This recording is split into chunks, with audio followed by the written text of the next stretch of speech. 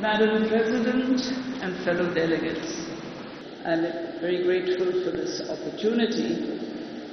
Let me say right from the start that my intention in these brief remarks that I will make is to address you all as a historian speaking to fellow historians and speaking about some of the anxieties that many of us have had about what is happening to the discipline of history. History, in a sense, seems to be at the crossroads. There are the professional historians and their research, which is often brilliant, stunning, and taking history in new directions, new ways of explaining the past. But that somehow doesn't seem to reach the general public. And the general public is frequently fed, and increasingly so, on stories that claim to be history, but in fact are the fantasy of a few people. And this is done through television, the social media, and controlling the content of textbooks. Textbooks have been and are very central to this debate since the last 50-odd years. But I would like to emphasize the fact that it is no longer possible for untrained people not trained in the methods of historical research, to write acceptable history, because history today is very different from what it was 100 or even 50 years ago. It requires a method that involves training, and it involves a method that involves testing the evidence and analyzing the historical sources. A century ago, a variety of people claimed to write history. There were, of course, the professional historians, the teachers of history in universities, but there were many others who were lawyers, politicians, doctors, engineers, what have you. And in those days, history was relatively easy to write because you quoted the text and you got your information and put it together. But today, it is far more difficult, because one has to follow a method of historical research, and a method which is based on what we all call critical inquiry. And that method, that critical inquiry has to be made clear to the general public, that not anybody and everybody can get up and say this is history. You have to prove that you have used the historical method. You have to prove the reliability of the evidence that you are using. You have to prove that you're using a wide range of sources, as many sources as are relevant to the subject that you are researching on. Let me give you one example, a very, very controversial example that is being talked about today. Let us take the Vedic period of ancient history. In the old days, you had to know Sanskrit, and you have to read the texts and simply say that such and such a Vedic text says this, and that went into the making of history. But today, in addition to knowing not just classical Sanskrit, you have to be familiar with Vedic Sanskrit, which is rather different, as the great grammarian Panini pointed out. You have to know some archaeology, and if you're going to talk about disappearance or reappearance of rivers like the Saraswati, you have to know something about hydrology. And finally, if you're going to talk about migrations and origins, did the Aryans originate in India? Did they come from outside? You have to also be familiar with the work that is being done on DNA and genetics. Now, one historian cannot handle all these different approaches to knowledge about a particular historical period, so there is resort now to much more teamwork. You you get into conversations with people and you understand them. The crucial test also is that the genuine historian does not claim that he or she is telling you the truth about what happened. We can't really ever know as historians the truth, the absolute truth of what happened in the past. We can't go back to the past, we can't demonstrate the past. But what we can do, and that is what the genuine historian does, is to explain what happened in the past, or to try and explain. And explanations keep on changing as more and more evidence is discovered, as new methods of inquiry are brought into play. So this is a very big difference in the sense that we are concerned with explaining what happened in the past. Now, every society, anywhere in the world, represents its past in different ways. It may do so through epic literature, it may do so through chronicles, it may do so through biographies, and so on. And in the earlier days, one just quoted these texts, and that was enough to make history.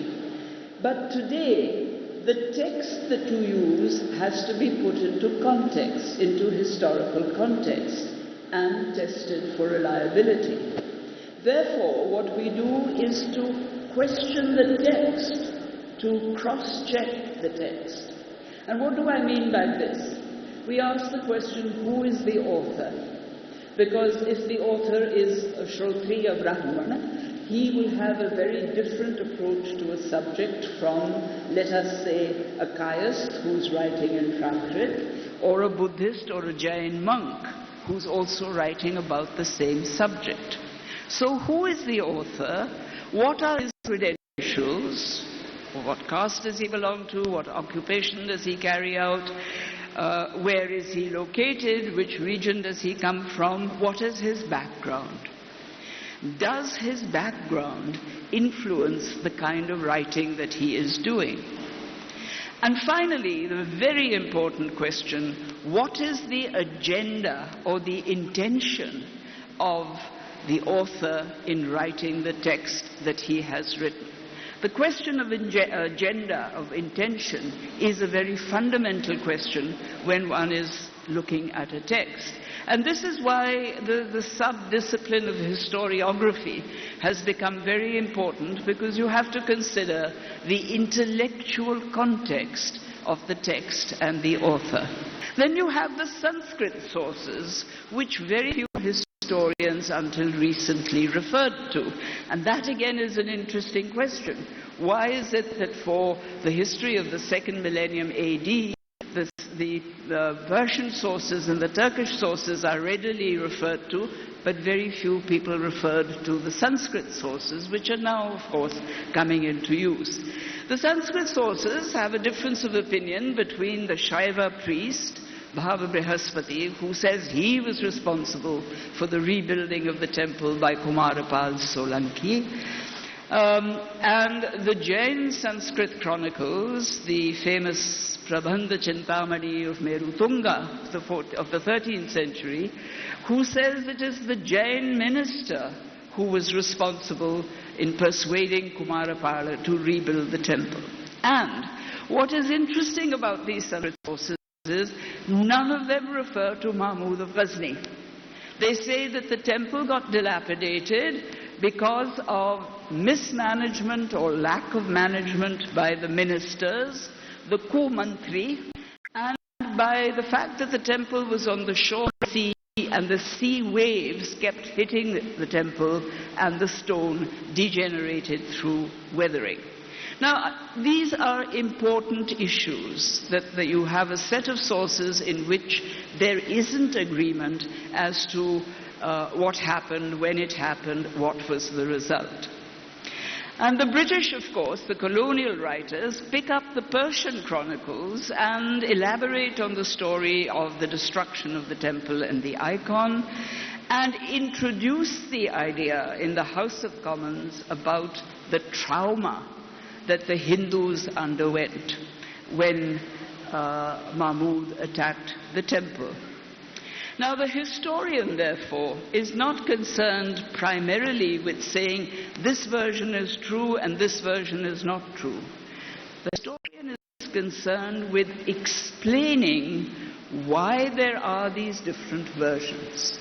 Why should there be these different versions, and which version is more likely to have been closer to what actually happened? And that is very different from saying that the temple was destroyed, the icon was destroyed by so-and-so, and that is the truth. So there is this shade of difference of opinion which is extremely important in historical writing. Talking about sources and archaeological sources, one of the most interesting changes that has taken place, which the general public is unaware of, is the discovery of what we now call maritime history and maritime trade. This is largely archaeological because although it has been referred to, the Indian Ocean as a center of trade, as an area where trade was extensive, is referred to in the texts, but it is only with the archaeological discovery of a series of sites from the Red Sea to southern Arabian coasts, to East Africa, to the west coast of India, the east coast of India, across to Southeast Asia. There suddenly has emerged in the last 50 years the possibility of talking about the perspective from the Indian Ocean of the peninsula. So you have the land perspective of the subcontinent, you have the Indian Ocean perspective as well. The land looking at the sea and the sea looking at the land, as it were. And in this context, of course, a number of the sites are located in the coastlines of the Indian peninsula. Places like Arikamedu, which was first excavated, and places like Pattanam, which is being currently excavated. Modern historical writing in India began with colonial interpretations of Indian history, which we inherited as historians, and in which there was much debate in the past 20th century. Two ideas that have been very dominant and influential have been, first of all, Mill's idea of a two-nation theory, that the Hindus and the Muslims constituted two independent nations in the past and were therefore always hostile to each other. This theory led to the emergence, amongst other factors, but the historical basis of this theory led to, the presumed historical basis led to Hindu religious nationalism and Muslim religious nationalism. Now, as I have said earlier, some people don't call these nationalisms, but they call themselves nationalisms, so I'm using the term in that sense. Both of them, Hindu religious nationalism and Muslim religious nationalism, accepted and adopted the colonial interpretation of Indian history. The anti-colonial Indian nationalism, which was different, did question some of these ideas, but the other two, the religious nationalisms, tended to support the ideas much more closely. What do the historians have to say about this? The last 1,000 years is in fact a period when there was a great development of the Sanskrit language, Sanskrit literature, commentaries on the Sanskrit texts. Sayana's commentary on the Rig Veda dates to the 14th century. There are commentaries on the Dharma Shastras, as the famous Kuluka commentary. There are commentaries on the epics, the Ramayana in particular. Century after century, right up to the 18th century, people are writing commentaries in Sanskrit. There are translations of works from Sanskrit into Persian, where the Jain scholars of Sanskrit and the Brahmin scholars of Sanskrit at the court of the Mughals are sitting and supervising these translations from Sanskrit into Persian. There is a great efflorescence of flowering of the Hindu religion. Remember that all the bhakti movements and the bhakti sects all belong to this period, and there is a tremendous discussion in philosophical circles about religion and about philosophies. And the Hindus also are employed in the higher levels of administration. The financiers were often Hindus, and the generals of the Mughal army were known to be, among them were known to be Rajputs. So how can one say that this was a period in which the Hindus were victimized? And I must confess that every time this statement is made, I always feel like getting up and saying to the person who makes the statement, whom unfortunately one cannot always address, I feel like saying, what about coming to terms with the fact that for 2,000 years it was the Hindus who victimized the lower caste, the Dalits, the Adivasis. If we're talking about victimization, let's be clear as to who was victimizing whom. The other question, the other theory that came out of colonial scholarship, which is now very current, equally current as the two-nation theory, was Max Muller and the Theosophists, who argued that the Aryans were the foundation of Hindu culture and therefore of Indian culture. And now, of course, there is an absolute obsession with trying to find out the origin of the Aryans. The Sanskrit texts are being read again and again and again. Archaeology is trying to push back the boundaries to first it was 4,000, then it was 5,000. Now I believe the current date is 7,000 BC. And this is all an attempt to try and prove that the Aryans were indigenous, that the Aryans were the original Hindus, and everything followed as in accordance with the Hindu religion after that. My problem is that is the origin of a group which we cannot even define very clearly. We don't really know who were the Aryans. Were there a people? Was it a language group? Or was it a religious group? We have no idea really definitively as to who the Aryans were. Is it really all that important to go on and on talking about their origin? Isn't it equally important, if not more important, to talk about how was this culture created? What went into the making of this culture? And what influence did this culture have on other cultures of later periods? That seems to me to be a much more pertinent historical question than to go on and on saying, where did they originate? Today's historians, as unlike 50 years ago, don't just quote sources, but they also analyze them. This is a crucial difference between now and a century ago.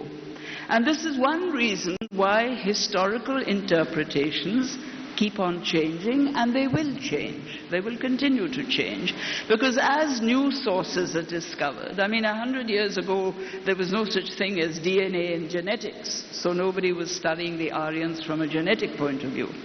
Today they're trying to do so. Whatever the results are debatable, but nevertheless they are trying to use different kind of source.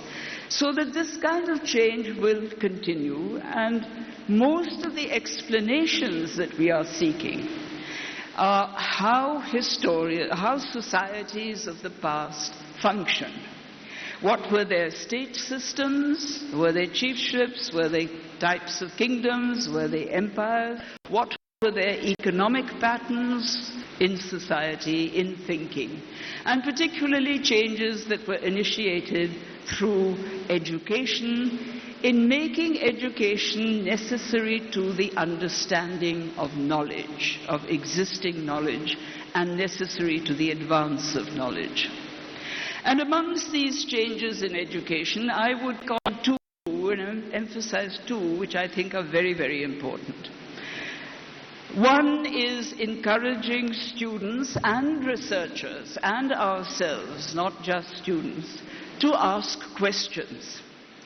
Questions are fundamental to all research, to all logical and reasoned thought. Questions are at the root of understanding existing knowledge and advancing knowledge in the future. Only those with closed minds don't ask questions and go on to say it's anti-national to ask questions. This is, if I may say so, absolute nonsense, because everything in life is based on asking questions, and some questions have to be more carefully directed towards seeking the solutions and explaining problems. Fortunately, we have a very strong tradition in our history of philosophy of people asking questions. You may say that in the Upanishads, which is essentially, these are texts essentially based on asking questions. They're constantly asking questions. Are they anti-national? You have a whole tradition of thinking and asking of questions among groups like the Charvaka, the Buddhists, the Jains, which are generally called the shamanic groups, the schools of philosophy in which logic is extremely important, like Sankhya. These are all philosophical schools given to asking questions. So asking questions is crucial. But there is something else, the second point I want to make. Questions can only be asked in conditions where there is freedom to think in alternate and different ways. There has to be the freedom to think in a liberated way and to express one's thoughts in a liberated way. The Upanishads did allow you to ask questions and did record the questions you were asking and some of the discussion.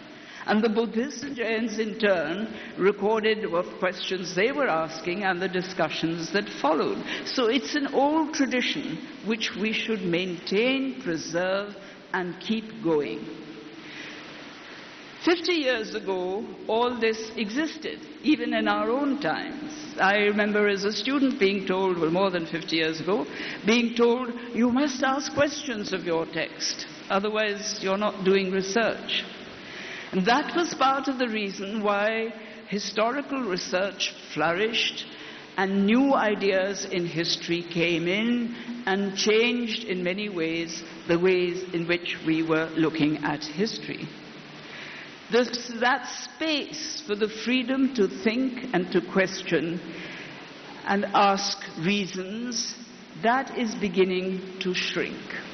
It's not only beginning to shrink, it has shrunk. There are demands for books to be banned, there are demands for chapters of books to be expunged, there's interference in the courses and the contents of syllabi, both at school and in university. And the catch-all phrase by which this is being justified is constantly to say that not to do so, that to concede the asking of questions and to concede the freedom of thought is to concede anti-nationalism. So we have to be very careful about how we relate to these kinds of demands and how we relate to what goes into the making of free, liberated history. And if you stop inquiry, if you say no more questions, no more free thought, that puts an end to all discussion and debate. Yet, asking questions and freely debating the answers are exactly what universities are meant for. We had problems in colonial times when the British educational system was very careful not to allow the writings, for example, of Tom Paine to be discussed in university courses. Or when the famous play of Shakuntala was translated into English, Monia Williams sat down and said, we will cut out all these passages because they're too erotic to be taught in college. This was censorship. And this is something we have picked up from colonial times. We tried to annul it, we tried to push it aside. In the last 50 years, it is now creeping back, and we have to be very careful. This tradition of questioning, this tradition of speaking freely and seeking solutions is something that is essential to our professional life, in any profession, not just historians. In any profession, you have to learn how to ask questions, how to ask relevant questions. And the control of this is beginning to affect many of our institutes of learning. University systems begin to get attacked and are slowly being dismantled. Now, because history is thought of, as it was in early days, as an easy subject, you just quote the text and there's your history, those in authority think that they can interfere and dictate what is correct history and who is to write it. And this is something that we as professional historians, independent historians, have to resist. It becomes essential, therefore, and I will conclude with these words, it becomes essential for us as historians to protect our discipline, to protect the right to ask questions, to indulge in the freedom of thought, and to protect our autonomy to do so. This is terribly, terribly important, because once we give in on this, then our history will be rubbished. And if we are to preserve a decent, respectable, intellectual attempt at understanding the past, we have to protect the discipline and our autonomy.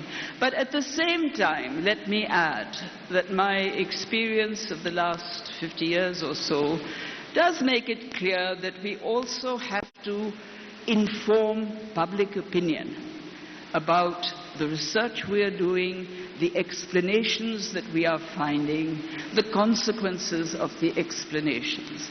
In other words, like all knowledge, whether it is scientific, social scientific, humanitarian, all knowledge is for those who discover the knowledge, but then to be passed on to the people from whose society that knowledge has been conceived and that knowledge has taken shape. And I hope that gatherings like this will reinforce the idea of protecting the discipline, protecting our autonomy, and also emphasizing the conveyance, the communication of new knowledge to the public at large. Thank you.